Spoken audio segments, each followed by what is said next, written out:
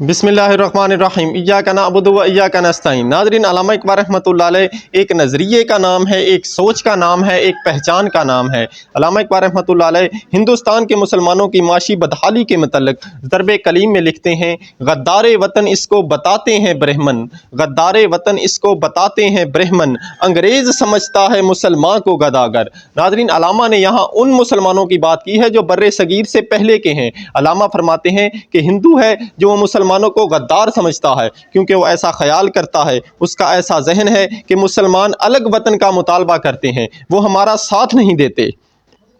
और अंग्रेज़ समझता है मुसलमान को गदागर, और अंग्रेज़ मुसलमानों को भिखारी समझते हैं। वो कहते हैं कि मुसलमान हर वक्त कुछ ना कुछ मांगते रहते हैं, कभी असम्बलियों की मेंबरियाँ, कभी नौकरियाँ और कभी अपने हकूक़।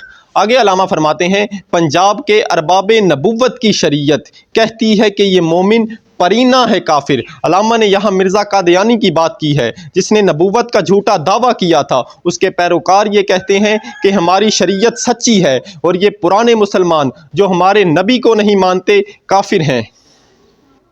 तीसरे शेर में अल्लामा फरमाते हैं, आवाज़े हक उठता है कब और किधर से, आवाज़े हक उठता है कब और किधर से, मस्कीन दिल कम मानद दरी कशमकश अंदर। अल्लामा दुख भरे अंदाज में नाज़रीन, मुसलमानों की मौजूदा सूरत हाल देखें तो अल्लामा फरमाते हैं कि इन हालात में जबकि हर तरफ से मुसलमानों के ख़िलाफ़ झूठी बातें, झूठे प्रोपोगंडे हो रहे हैं, देखते हैं कि कौन मर्द हक पैदा होता है और कब पैदा होता है, और कब सच्ची बात कहने वाला मुसलमानों में आता है। मेरा छोटा सा गरीब दिल तो इसी कशमकश में रहता है कि कब खुदा की तरफ से कोई ऐसा मर्द हक आता है जो मुसलमानों को सही रास्ते पर लेकर चल